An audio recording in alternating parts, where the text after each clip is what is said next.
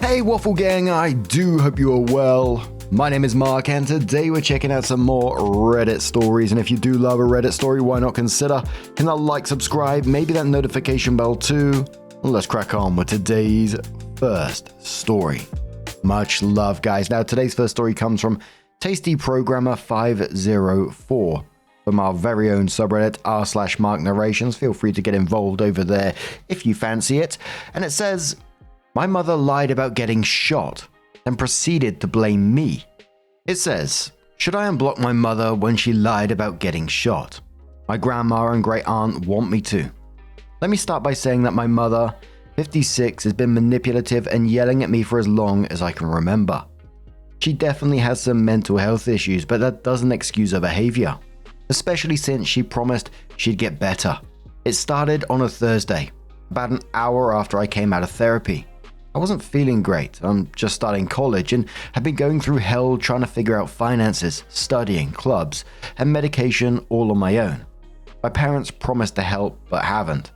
I was already emotional because therapy that day was about how my mother affected my life. Then I got a text from her asking, 'Did I tell you about a crazed gunman from Florida chasing me on the highway?' I, 18 male, thought she was joking, so I replied, 'No, but sounds about right,' and didn't think much of it because I had to get ready for work. At 12:54, about an hour before my shift, she texted again. 'He shot at me and shattered the passenger window of the Miata.' I floored it through a red light and onto the highway. Then I felt a sharp pain above my bicep and realized I was bleeding. I went to the police, they called an ambulance, and the ER removed a .22 slug and glass from my shoulder. I didn't even think about how a .22 isn't a slug. I just panicked.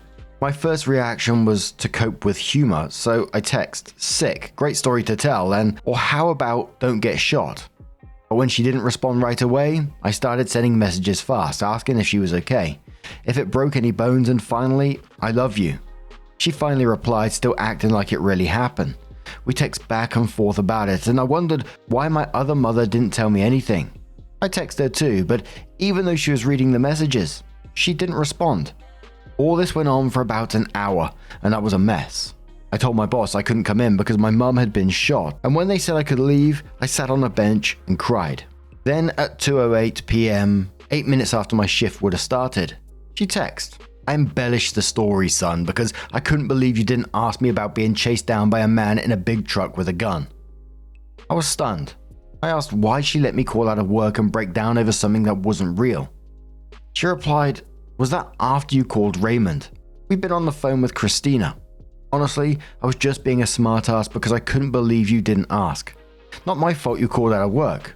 Why didn't you call me before your friend if you were that concerned?' For the record, I never called Raymond. I just texted him because I was panicking and didn't know what to do. I told her that, and she tried to make it my fault. I was furious and heartbroken. She knew what I'd been going through, and she still did this to me. I asked her why over and over until she finally said, 'Most people would have called their mum, not a friend.' I replied, 'Most mothers wouldn't lie to their son about being shot.'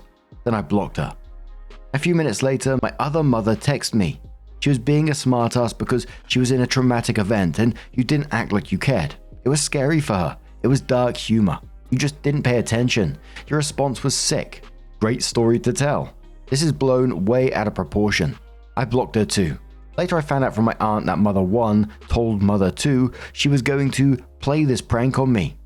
After that, I was drained, but I knew if I didn't reach out to my family, they'd twist the story. I spent the rest of the day sending screenshots and explaining what happened. Everyone, including my aunt and roommate, sided with me. My aunt even told me that Mother 1 tried to convince her that this was somehow my fault. The only thing they still pay for is my phone line, and I'm already planning for when they cut that off. I don't want to sound ungrateful. They did raise me, but this went too far. You don't fake something like that just to prove a point. I missed 2 days of work over it, lost about $100, and honestly, I'm still hurt. They're my parents, and that makes it worse. But I feel calmer and more at peace now that I don't talk to them. So, am I the arsehole here for not responding the way my mother wanted me to? Am I the arsehole for blocking my parents? Absolutely not wrong to block your mother, your parents in this situation. You started off by saying how she's always been manipulative and yelling at you for as long as you can remember. Because what she did wasn't dark humor, it wasn't a prank, and it definitely wasn't a smart-ass moment. She emotionally manipulated you, and that's all it was. She wanted you to panic. She allowed you to miss work and allowed you to spiral, and then somehow twisted it all back around on you like it was your fault for not reacting the right way. That's not a healthy parent. That's not how parents behave. That's how someone who wants control behaves. 18 years old and dealing with this shit at the same time. I'm incredibly sorry you're having to deal with that. College, therapy as well, dealing with finances and trying to just learn your way through life on your own, and she's pulling this shit. You need to protect yourself in this situation and not feel 1 ounce of guilt about it. Because there's a question I ask time and time again in these stories. What does this person bring to your life? But Coco says nope, not even close. Prioritize peace in your life. Keep them blocked. Move on. If your other relatives won't let it go, let them know they too can be blocked. Emotional says, what a sick little prank. Keep them blocked and prioritize your health and safety. Not the arsehole in any way. Daydreamer says, boy who cried wolf. Now you're less likely to take any of them seriously. I'm sorry that you endured panic over a prank and missed work. Opie says you're right, because later one of our family friends tried to get me to unblock her because she had something in her eyes that could make her go blind. And when I verified it with my aunt told me that it wasn't serious, so I'm glad I verified. It's okay. I've been pulling double shifts to make up because technically I missed 2 days worth of work. I got super sick the day after. Soft Shoulder says not the arsehole. There's something really wrong with all the adults involved in this except for you. I realized a long time ago that people who don't bring anything positive to your life, they need to be cut off, even if it's my parents. Unfortunately, it took me till I was around 40. My son had been traumatized by my mother. You're realizing it much earlier, and that's great. When I cut off my parents, it was like a weight lifted. I hope that's what happens for you. Your mother and anyone who thinks that what she did was remotely okay is okay with her harming you mentally. That's the last thing you need. If you need mum help and advice, I would suggest the sub Mum for a Minute. They are super helpful. Hugs from an internet mum. So then OP came in with her update and said, here's an update since the last post of what has happened. And as I'm typing this, I'm on 1 hour and 30 minutes of sleep because I had to pull an all-nighter to do schoolwork, then go to work. My mother, the one who lied. My other mother, the one who didn't lie. My mother recently sent me a pretty threatening email that said, you don't know how close I am to my family as well as you think you do. After that, she tried to guilt trip me about the $200 she had transferred into my bank account. $100 was for my birthday, and the other $100 was to cover the work she had caused me to miss. A couple of days later, she tried to love bomb me on Instagram, saying she had made a mistake and that she loved me with all her heart. I just wrote back, you never said sorry and still can't take accountability. You're a grown-ass woman. Then blocked her. Then she lied to our family and said she didn't know I lost money and claimed she didn't know that I wanted reimbursement from her, which was a lie. I told her I did. My other mother is now divorcing her because she wants me in her life, but even with that, I still don't trust anyone in this family anymore. I told my other mother it's me or her.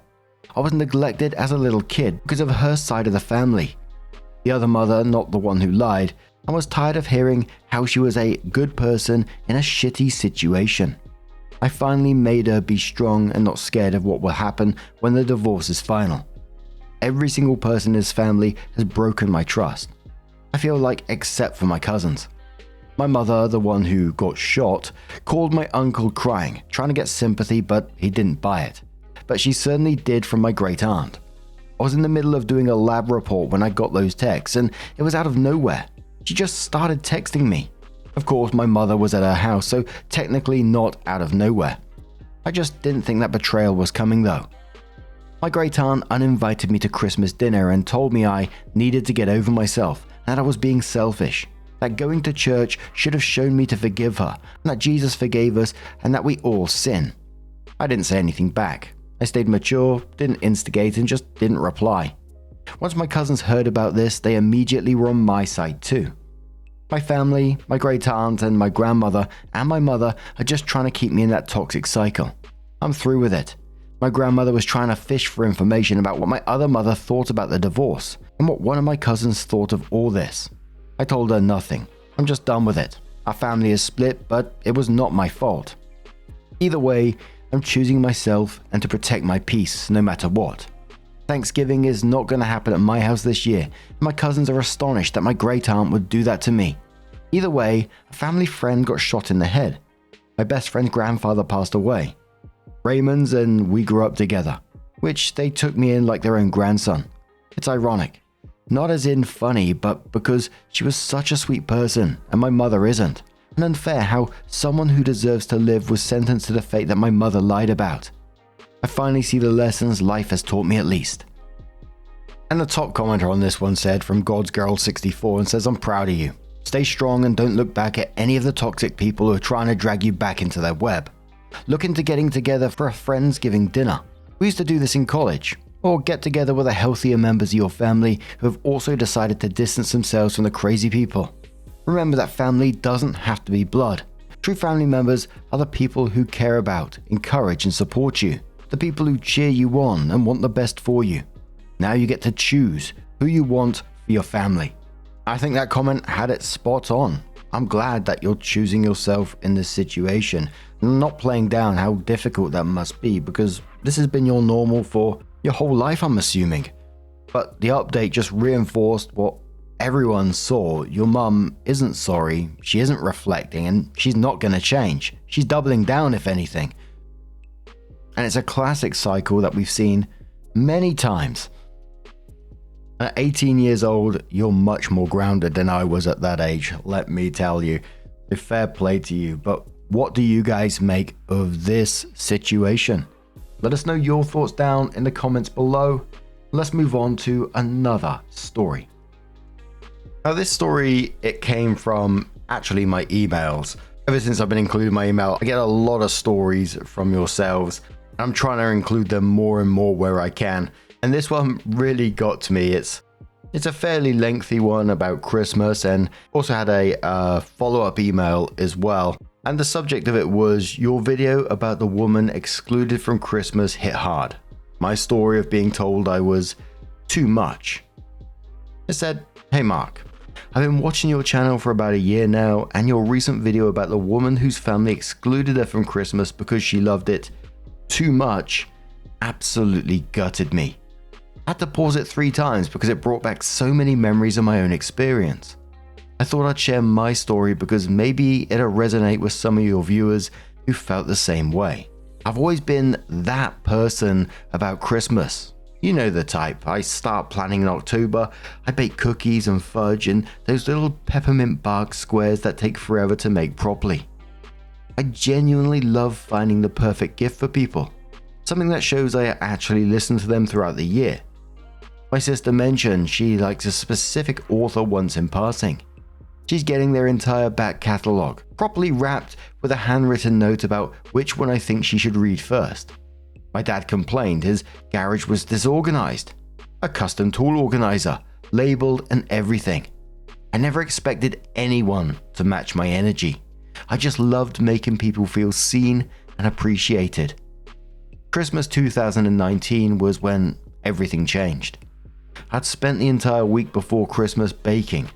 I'm talking tins of different cookies for everyone.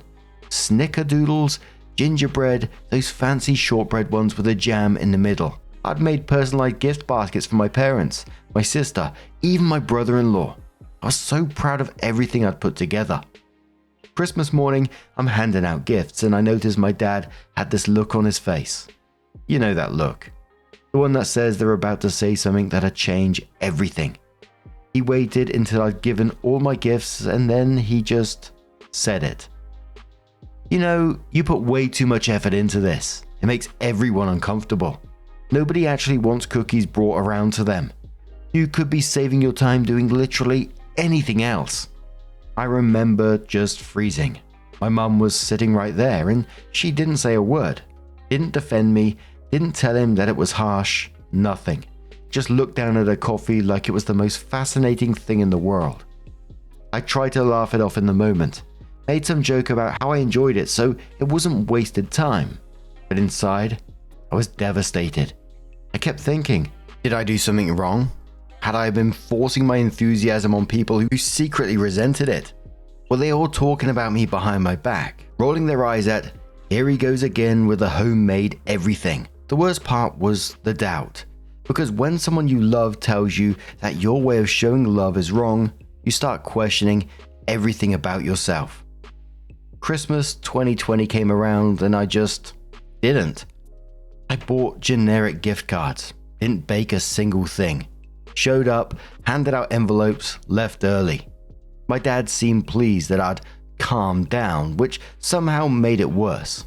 My mum asked if I was feeling okay, but in that surface level way that doesn't actually want a real answer. I felt completely flat. Not sad, not angry, just empty. 2021 was more of the same. I went through the motions. That year I received a Grinch puzzle as a gift from my parents.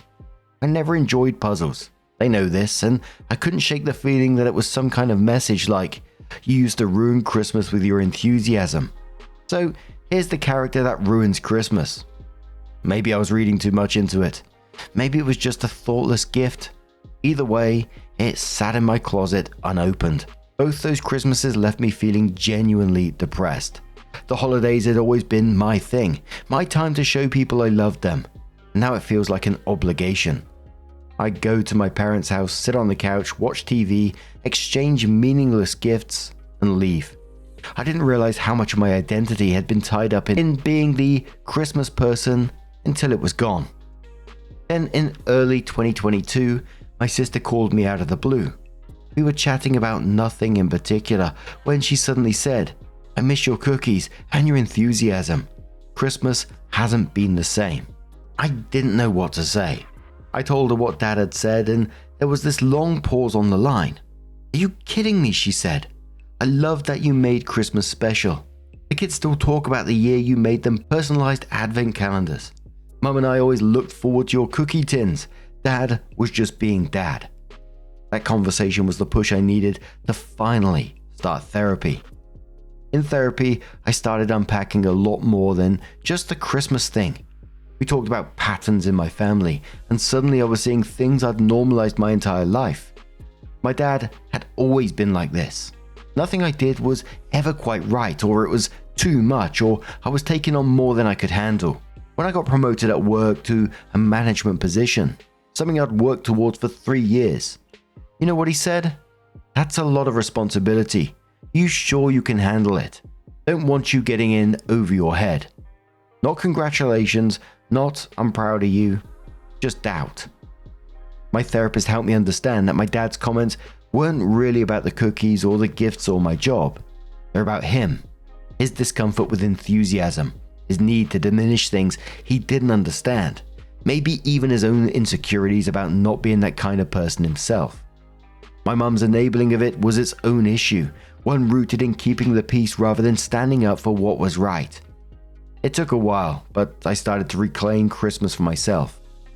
Last year, 2024, I hosted Christmas at my house for the first time. I told my sister and her kids were welcome, told my parents they could come if they wanted, but I was doing things my way. My sister came immediately. My parents made excuses. And you know what? It was the best Christmas I'd had in years. I baked everything I wanted to bake. I bought thoughtful gifts. I played Christmas music too loud and let my nephews help me decorate cookies and made a complete mess of my kitchen. My sister cried when she opened her gift because I'd found the first edition of a book she'd been searching for. We stayed up late watching Christmas movies and eating cookies straight off the cooling racks. I felt like myself again. This year, my sister's already confirmed she's coming again. Her kids have been asking since August if we're doing Christmas at Uncle's house again. And weirdly, my dad mentioned he might come this time. My therapist and I have talked about boundaries. If he comes, he's welcome, but he doesn't get to criticize, doesn't get to diminish, doesn't get to control the way I celebrate in my own home. I'm still working through a lot of this in therapy. There's grief in realizing that the family dynamic you grew up with wasn't healthy, that your parents' approval might never come in the way you need it to. But there's also freedom in understanding that their limitations aren't my responsibility to manage. Your video reminded me that there are so many people out there who've been told they're too much, too enthusiastic, too caring, too generous, too something. And I just want anyone reading this who's been through something similar to know, you're not too much. You're just enough. The right people will never make you feel like your love is a burden. I don't know if this story is useful for your channel, but I just wanted to share it. Thanks for the content you create, Mark. It's helped me process more than you possibly realize. Now, obviously, first, thank you so much for sharing that story with us. It's both a beautiful story and heartbreaking at the same time as well. And always when I read these stories now, I always think, is there more going on in the background? How did the person grow up, etc.? And I mainly think about it coming from the place where I grew up as well. You know, seeing the people that I've told stories about, they all have their backgrounds, they all have their past and their own traumas, which affect them later in life. And it's clear in this that your dad didn't just criticize your Christmas enthusiasm, which I think is absolutely wonderful, by the way. You sound like a lovely person to be around at Christmas. But he just took apart your entire way of showing love, and your mum just sat there and let it happen, enable it if you like. You know, you mentioned about that Grinch puzzle when you said, I think it was in 2021, whether it was intentional or not, it's just absolutely brutal. Whether they were actually targeting you with that, about you ruining, air quotes, ruining Christmas with you being so enthusiastic, or they just didn't care and it was just like a completely thoughtless gift. It's just shitty either way, in my opinion. And the years where you were down and, you know, you just weren't enthusiastic, it killed me that they knocked that enthusiasm out of you. You stopped being yourself because of them. But when you started reclaiming yourself after therapy and all this kind of thing, and, you know, your nephew's asking about coming to uncle's house, it just says how wonderful of a person you are. That you're not too much. You're perfect. That you're making Christmas magical for them. And, you know, it's getting me going here. And I think when you was talking about therapy and your dad projecting his own sort of limitations on you is spot on. It was never about you. It was about his own inabilities. Because you're not too much. You never were. And if I had someone like you around me hyping up Christmas, baking, all that sort of stuff, oh mate, I tell you, I'd be around your house all the time. As I said, I got no comments on this one because I was thinking about posting it on the subreddit and maybe getting some comments and then following up afterwards because, you know, this is a two-parter at the same time. And that might be something we do in the future with these emails, you know, talking to the OPs at the same time, making sure that's okay. But we didn't get round to it this time. But OP did follow up with another email. And it just said, Dad already proved why boundaries matter. And it's just like, oh no. He said, hey Mark, it's me again. The guy who wrote about reclaiming Christmas after my dad told me I was too much back in 2019. I sent that email about 3 weeks ago. And honestly, just writing it all out was therapeutic. But I have an update that I thought you and your viewers might find validating, infuriating, both. So in my original email, I mentioned my dad said he might come to Christmas at my place this year. I was cautiously optimistic. My therapist and I had worked on boundaries. I felt prepared, and part of me genuinely wanted him to see that I could host a wonderful Christmas without his approval or input. Well, he called me 2 days ago. The conversation started fine. He confirmed he and Mum would come, asked what time, what he should bring. I said nothing, just themselves, which seemed to confuse him. We talked about the weather, my sister's kids, normal surface level stuff. Then right as we're about to hang up, he goes, so just to check, it's not going to be over the top, is it? You know, like before. I actually laughed. Not a happy laugh. That bitter laugh you do when someone proves your therapist right in real time. Over the top, I said. You mean like when I used to bake cookies and put thoughts into gifts? That kind of over the top. He got defensive immediately. Started saying he didn't mean it like that. He just wanted to make sure it would be comfortable for everyone. That he didn't want me stressing myself out trying to impress people. The exact same language he used back in 2019, like I was putting on some kind of performance rather than just enjoying myself. And that's when it clicked. He wasn't asking about Christmas. He was already trying to control it, already trying to make me smaller before he even walked through my door. The same pattern my therapist and I have spent 2 years unpacking, playing out in real time over the phone. I took a breath and said, "You know what, Dad? I don't think you should come this year." Silence. Long, heavy silence. Then he spluttered something about how he was just asking a question and I was being oversensitive. Classic, right? Told me I was making a big deal out of nothing and looking for reasons to be offended. I told him that this is my home, my Christmas, and I'm going to celebrate it exactly how I want to. If that's going to make him uncomfortable, or if he feels the needs to comment on it or police how I do things, then it's better he doesn't come. I wasn't mean about it, wasn't shouting, but I was firm. Probably the firmest I've ever been with him in my life. He tried to argue, said I was being ridiculous and throwing away family over nothing, then handed the phone to my mum. She did her usual thing. "Can't you just compromise? He didn't mean anything by it. Why'd you have to make things difficult? It's Christmas. Can't we all just get along?" That one stung a bit, I'm not gonna lie.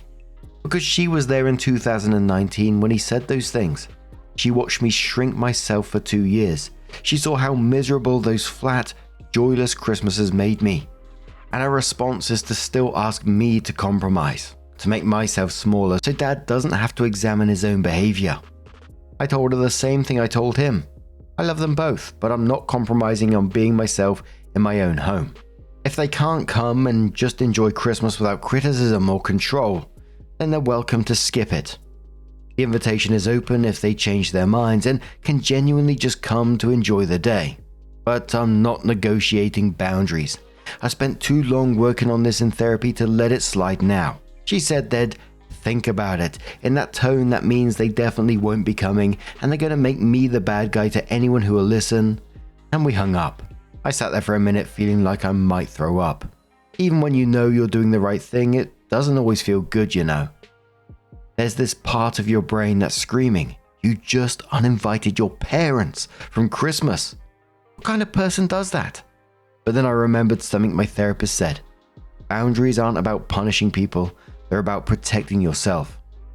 I immediately called my sister to give her a heads up, half expecting her to try and play peacemaker or tell me I was being too harsh. I was genuinely preparing myself for her to say I'd overreacted, that I should just let Dad come and ignore his comments like we all usually do. But you know what she said? Good. Oh my God, good. I'm so proud of you.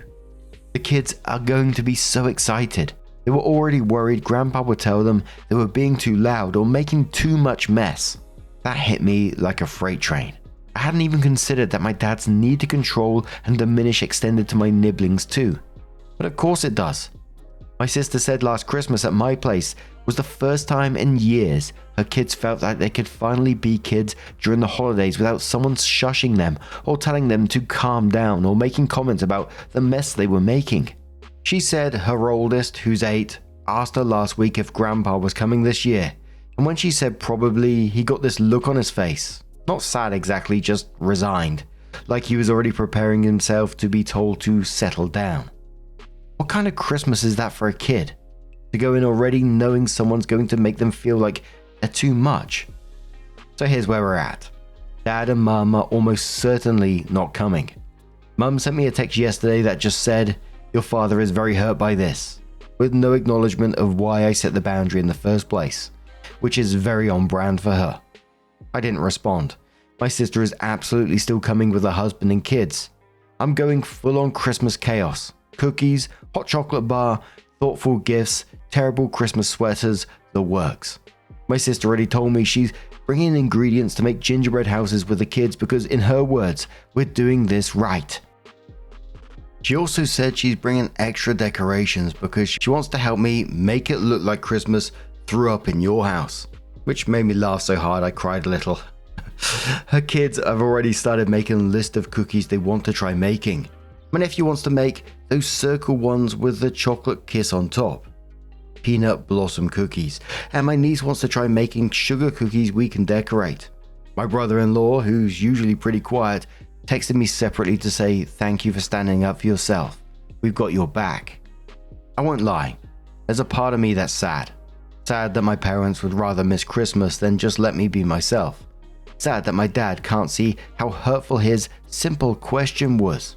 That was already him trying to control things before he even arrived. Sad that my mum will always choose keeping him comfortable over standing up for her kids. There's also a part of me that's worried I'll regret this, that I'm being too harsh, that I should have just let it go and let him come. But there's a bigger part of me that feels free, relieved, like I can actually breathe properly for the first time in years. My therapy called it grief and liberation coexisting, which sounds fancy but is basically just, this sucks, but also thank God I didn't have to deal with it. I'm grieving the parents I wish I had. Ones who could just be happy, I'm happy. Who could enjoy a holiday without needing to control it. But I'm also liberated from the exhausting circle of making myself smaller so they feel bigger. The boundary held, that's what matters. He tested it immediately, probably not even consciously, and I held it. Now I get to have the Christmas I want. Surrounded by people who actually want to be there, who won't spend the whole time making me feel like I'm too much or like my joy is an imposition. My sister texted me this morning, can we make those peppermint bark squares you used to make? The kids have never had them and I've been talking them up. Yeah, we absolutely can. I'm going to make so many cookies that we'll be eating them until February. We're going to play Christmas music at unreasonable volumes. We're going to let the kids get covered in frosting and sprinkles. We're going to open presents slowly and actually appreciate them instead of rushing through it. We're going to do it exactly how I want to do it, and it's going to be wonderful. I'll send you another update after Christmas if anything wild happens, but honestly, I think this year is going to be perfect. Not perfect in the Instagram way, but perfect in the people who love each other, enjoying each other's company without walking on eggshells way. Thanks for making content that helps people realize they're not crazy for wanting boundaries, Mark. Your channel has been part of my healing journey, as weird as that may sound. Sometimes hearing other people's stories helps you understand your own, you know. It makes you realize you're not overreacting, you're not too sensitive, you're not the problem. You're just finally refusing to be treated like one. Merry Christmas, Mark. Hope yours is exactly as over the top as you want it to be. Gee bloody whiz, I'm not sure why, but it was when the brother-in-law came into this story, who's usually pretty quiet, and texted saying, thank you for standing up to yourself. I absolutely lost it. I'm not going to lie about that. Holy moly. It was your dad when he was calling to confirm he was coming, and he just couldn't even make it through one phone conversation without trying to bring you down. One conversation. Literally couldn't help himself. It's not going to be over the top. Is not a question. He knew exactly what he was doing in that moment. Like you said, trying to control it. And your mum turning around in there saying, can't you compromise? You did compromise for 2 entire years. You made yourself miserable trying to keep him comfortable. And now you're done with that shit. And absolutely fair play to you. But when you talked about the kids, and the whole story's got to me, but especially the kids in this situation, when your 8-year-old nephew is already sort of bracing himself to be told to settle down by him. Yeah, it just says a lot, doesn't it? He's doing to these kids what he's done to you for years as well. And I'd simply be ignoring your mum's text about your father being very hurt from this, because she's not seeing the true picture here, and she never will, I don't think. And I totally get where you're coming from about you being grieving at the same time. It is your family, and it's hard to let that go sometimes. Like you said, you're mourning the parents you deserved, but now you've also got your freedom at the same time. And I think I've got a lot of researching to do. I've never heard of peppermint bark squares before. I mean, I just googled them and they look absolutely delicious, but I think in the end, you just have to remember to yourself, he has chosen this path, not you. You're just being yourself. You're enjoying Christmas the way you want to. You're not over the top. You're being yourself. And really, I hope it's stupidly, unapologetically over the top in the end. You just bloody go for it. But what do you guys make of this situation? Let us know your thoughts down in the comments below. Now, just a huge thank you for being here today. As always, getting involved in the stories, your love, your support, your time, your likes, your subscribes, your hypes mean the absolute world to me. So thank you so much, truly. And I will see you in the next one. Take care and much love.